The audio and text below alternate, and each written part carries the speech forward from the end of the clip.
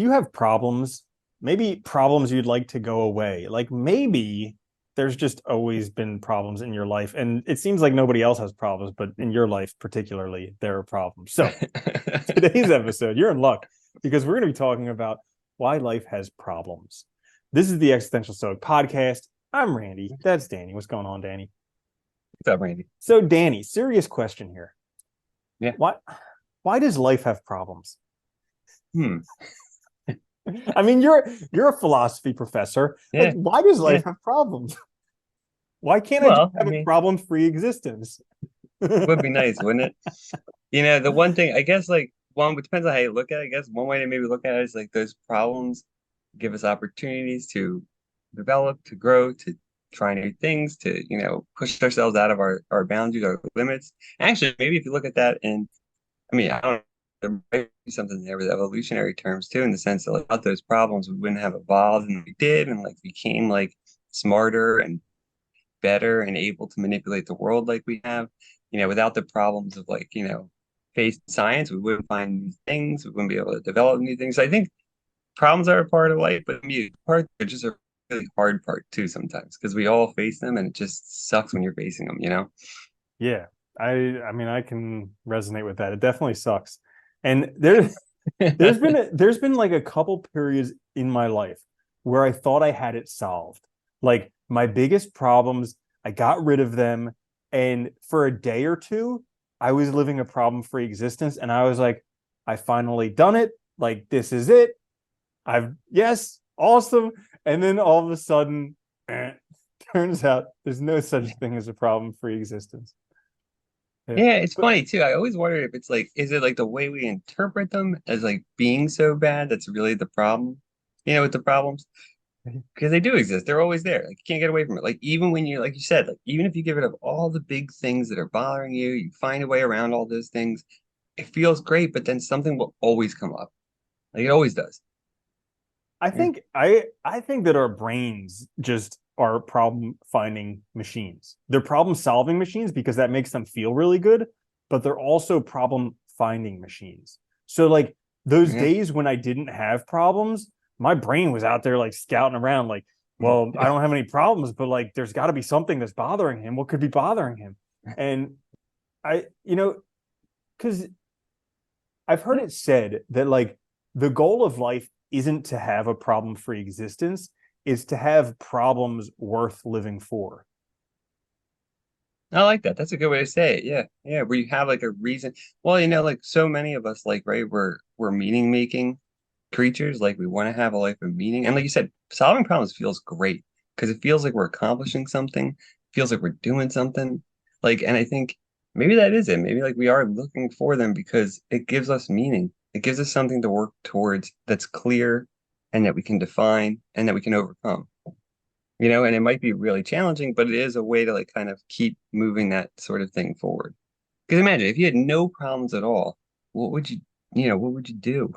Because that assumes, I mean, in a certain sense, it's like you're doing nothing, you know? Like it's weird, but Yeah. yeah. I actually heard of like a little brain experiment the other day where it's like imagine you wake up in an alternate reality and all of your problems are just solved. What would you do? And I was just like, oh man, that's good. Well, then you have the problem of what to do, right? It Yeah. automatically comes up. Yeah. Hmm. Yeah. Interesting. Yeah. I think we had this skewed, I really do think a lot of it is that we have this skewed idea of life that like we imagine this, and I don't know where it comes from. Maybe it comes from like imagining like people imagining like a perfect afterlife or something like that, where like this like bliss. But like we have this image of like the good life as being this like perfect thing where nothing's wrong, we're always happy. And it's like, but is that life? Because stuff always happens in life, stuff you can't control. Like, we're living things, so people are gonna perish. There's gonna be accidents, there's gonna be problems outside, it's just how it You know, is. that's I'm glad you brought that up because I've thought about this a lot. I was like, is this a modern condition where people think that life is perfect? Because like I was Yeah. thinking about it because back in the day, 100, 200 years ago, 1 out of 5 children survived. Like death was rampant in families. Poverty was this, I mean, there was literally no middle class. Like poverty was pretty much everybody. And so like all Mhm. of these comforts that we take for granted, survival that we take for granted, just wasn't there. So I think that like back then you probably expected to have problems, and then if there wasn't a problem, you were like, whoa, this is Yeah, you incredible. to that point, you want to hear something crazy? I think it was like it wasn't until like the 1940s, I think it was, that they realized that like if a baby has jaundice, all they need is sunlight. Did you know that? Like, yeah, Yeah. it was like that late. Uh, Like kids were perishing all the time because of that. Like it's crazy. But like stupid stuff like I mean like things yeah, like that we just didn't know. I forget anyway, so like doctors were delivering children after doing autopsies on dead people without washing their hands and wondering Yeah, why women died right after childbirth. And it's just yeah, like, yeah, yeah, I mean, all this yeah, it's crazy stuff. crazy. I mean, who knows what they're going to find out in like 50 years, and they're going to be like, these people were morons who are living Yeah, now. they were just killing themselves. You know, it's like Yeah, when the X-ray machine came out and they had it in shoe stores, like people could see how good the shoe I fit. know. They were like They're just going to be, injecting themselves with tons of radiation. yeah, they're going to be like, these morons took a little radiation phone device and put it right in their crotch all day long. Like, what are they thinking? Yeah, it is funny. Uh, but that's just I think that's it though, right? That's part of the problem of like we don't there's always going to be problems because we don't know the future and we also don't know everything about our world, right? We don't. There's so many unknowns. And then on top of that, there's all these creatures and people running around doing things that makes more unknowns. So it's like, and I think this maybe it's also like a thing with control. Like we want to control everything, we want everything to be a certain way. I don't know. It's very hard, but like, yeah, we're always going to encounter them. Can't get rid of problems. But I think maybe like I there's a lot of philosophers who do talk about it in the sense of like how you respond to them and how you interpret them in the sense of meaning is kind of the important thing. Like, do you see these as something like do I look at like problems as something that needs to be eradicated, fought, just erased from existence, or do I see them as something positive, maybe a way to overcome things, to change, to grow, to keep, kind of moving forward, progressing, maybe, a means to achievements, to feeling good, to meaning. I think, if we can shift our perspective, it might make it that, yeah, there's going to be problems, but they're looked at very differently. Yeah. Yeah, I think that's an important distinction is like using problems to become something because anything you've ever wanted to do or become had problems that you had to encounter. And it's just like the Right. problems are generally the things that get you in the direction you want to go, or at least tell you that you're going in the wrong direction. Because like oftentimes when we have problems we really don't want, it's because we're going in the wrong direction and we need some guidance. That's a good point too, actually. Yeah, I think the biggest, especially recently in my life, like the biggest life changes that I've made have been when when the problems have like basically told me that I need to make a life change. You know? When like that's how I finally realized that like this was not working.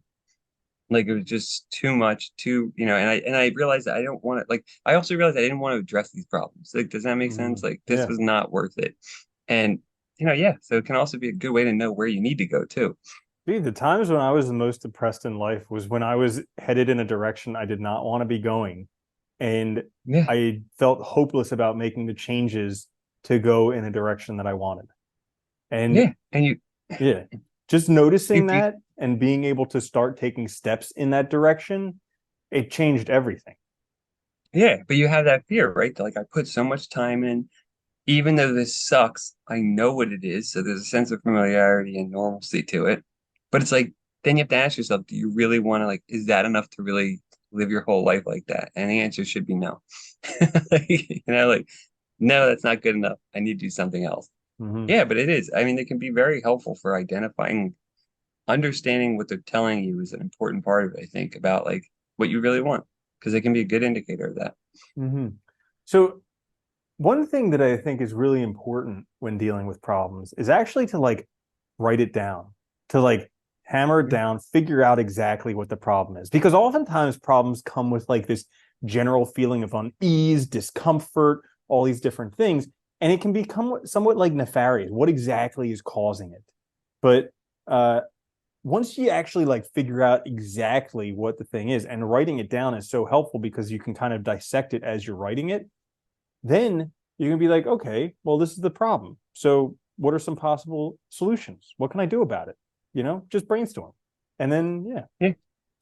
I'm a huge fan of that, actually. I love writing things down. I've done it my whole life. And I think it's great because, like, one, it's private, but you get it into the world. Like, you can show somebody if you want, but you don't have to, you know? And, like, but it's also I'm like, writing there for is something. posterity. They're gonna publish my journals after I die. I really hope they don't. Mine'll be a mess. But yeah, it's like, you know, but it's nice too, because, like, when you do, like, you can really get clear about things. Like you said, like, there's been so many times where, like, I know something's wrong or like I know something's not right for me anymore. But it's like that doesn't necessarily tell me, A, what I really should be doing. Why is it wrong? Why is it really bothering me? What about it is such a big issue? You know what I mean? Like, but when you get clear about it, it can actually tell you, okay, this is the problem. Like, it's not like maybe it's not this specific thing, but it's something about it. I need to move, maybe move or reorient or do something different, or maybe I just need to abandon it altogether and do something completely new. You don't know. Or, and it's like, I think that's such a helpful way to kind of like assess things before you just either commit and just put your head down and live a miserable life, or, make changes that maybe aren't correct for getting things back on course. Because you Yeah, can't do and anything if you don't know, yeah, and you like know? sometimes it comes up where the problems aren't that I'm doing anything wrong. It's just like I'm seeing it in the wrong light. Like I'll Yeah. be doing something and then I'm getting criticism because it's not the societal norm or something like that. And I'm letting that become a problem. Oh, dude, those are the worst, right? Because like if you're trying to live your own life, like you're always going to get that feedback because people always think they know what's right. Society always knows best, right? And it's like if you're living your own life, you're going to be against that. And that's one of the hardest things because you have to kind of block that out to realize that you're okay still, you're doing the right thing. But it's very hard sometimes. We're conditioned to, we want to belong. And, so it makes it hard to face that. Hmm. Yeah, so unfortunately, life's not going to be problem free. Nope. I remember there was a story about some guy. He was like a farmer, and he heard about the Buddha, this enlightened being, all wise, all knowing. And so he went and he saw the Buddha, and he's like, you know, my life's pretty good, but I have some issues. Like I have a great wife, but sometimes she nags me, and sometimes she doesn't do what she's supposed to do, and so it really bothers me. And my kids are excellent, but sometimes they don't listen to me, and sometimes they make a mess in the house. And I have this productive farm, but some years, it just doesn't produce, and other years, it doesn't make as much as I wanted. And so he's like, "You're an enlightened being. Like, can you help me? How do I solve these problems?" And the Buddha's like, "I can't help you." And he's like, "What? You're an enlightened being. I mean, you're supposed to know everything." And he's like, "Listen, I can't save you from these 97 other problems. I can only save you from the 98th problem." And he's like, "The 98th problem? What's that?" And he's like, "Thinking that you can have a problem-free existence." Because that's just it. But I think this is something humans have struggled with though forever, really. I mean, it's something you look at the journals of Marcus Aurelius, you see there somebody struggling consistently with similar problems day in and day out and recognizing, like, I mean, he was at the if anybody was gonna have a problem for existence, it could have been him, right? Like, but he didn't because he cared about and I think this is the other thing. Problems are also an indication that you do care. Like, if you didn't care about anything, you probably wouldn't have problems because it would just roll off you. You wouldn't be interested. Like, but most of us are interested in trying to, you know, develop, grow, achieve things, do things, have good relationships, and that's always going to come with problems. But because you care, there are problems. And I think that's another way to understand it kind of and know. Like, because you care about your happiness or your quality of life, you're going to have problems sometimes because you're going to realize you might be going down the wrong path or you need to make a major change or something. Or like, because you care about your relationship, you're going to have to deal with some difficult situations sometimes. It's just how it is, and I think thinking of it that way is a good way to look at it. Like we can't problem free is just a bad idea. It Yeah. doesn't work. It's like the concept of always being happy. It's just an illusion. Yeah, Yeah. it is. Yeah. But it's funny because talking about the Buddha, like he grew up some type of royalty. He was Oh, a he's prince or super. something Yeah. like that. And so his dad His tried to dad protected him. give him a Yeah. problem-free existence. He like all sickness was banished, all old age was banished. all poverty was banished, and Buddha still had problems. He didn't Well, like this. he got out one day and saw it, right? Could you imagine that if you never saw somebody who was old or never saw somebody sick, and then you get outside and you're like, wait, what? Yeah, This is how the rest of the world looks. I'm gonna eat one grain of rice for the rest of my life. Yeah. Oh my goodness. Yeah. Yeah. But it's like, okay, so that's actually I'm glad we brought that up too. So like he noticed all these things were wrong, all these problems in the world. Yeah. And so then he went on this whole ascetic, where he basically denied himself everything. He ate one grain of rice per day. He like, didn't, I don't know what else he did. I But always so, hated that those two words were so close together. You know what I mean? aesthetic and ascetic. Yeah. Yeah. Yeah. I know, it makes it difficult. And so he had all these problems. Okay. Problem. Eat one grain of rice a day. Like, if that's not a problem, I don't know what a problem is. And, Yeah. you know, problem. Sitting under the Bodhi tree until enlightenment. That's a freaking problem. Like, if anybody's ever tried seated meditation, that's a problem. Like, especially if you Yeah. tried it for like 8 hours or something. Yeah, it's tough. And he just did it for days, months, I think. So, but he had all these problems. But the problems were like the pathway to his enlightenment. Yeah. Yeah. It's a good way to look at it too, I think. Because like, well, without them, he would never have done it, right? If he had never recognized them, or like if his father was successful for long enough, he probably would turn out very different. He wouldn't have, become the person that he did become and then be able to start this whole thing. He would have been one of Yeah. these entitled kids in America. Yeah. Driving a Lamborghini, running over Yeah, things, just not yeah, caring. Yeah. It is funny though. But I think this is the issue because I think this is probably why we see so many people who, so aggressively pursue, the capitalist ideal and then don't understand why things aren't perfect when they get there. It's like because you're chasing one thing, you're not really addressing all the other stuff that's makes up a life, a whole life, and a whole life's always going to have issues. Like no matter what you do, no matter how successful, how great, how powerful you are from a societal perspective, you can still get sick. People are still going to die. There's still going to be accidents. It's just going to happen. And so thinking that it's going to go away is just ridiculous. You can't shield yourself from it. mm-mm. Yeah. So Yeah. there you have it. That's why you're still going to have problems until you die. That's the only time Yeah. problems are going to go away permanently. Try to look at them differently. It is hard, but try to see them as both a guide to a better life, I think, a way to understand what changes you need to make, but also as a way to keep developing, growing, and a positive thing too, because they are something for us to focus on and overcome that can make our lives better too. Yeah. You don't call them problems, you call them opportunities. Yeah, All right. Before, yeah, before I say any more that's dumb good. stuff, that's it That's for good, this isn't it? episode. If you did enjoy this episode, make sure to give us a good review on Apple Podcasts. It Yeah. helps out so much. This is the Existential Stoic Podcast. I'm Randy. That's Danny. I'll see you later, Danny. Later, Randy. What a opportunity.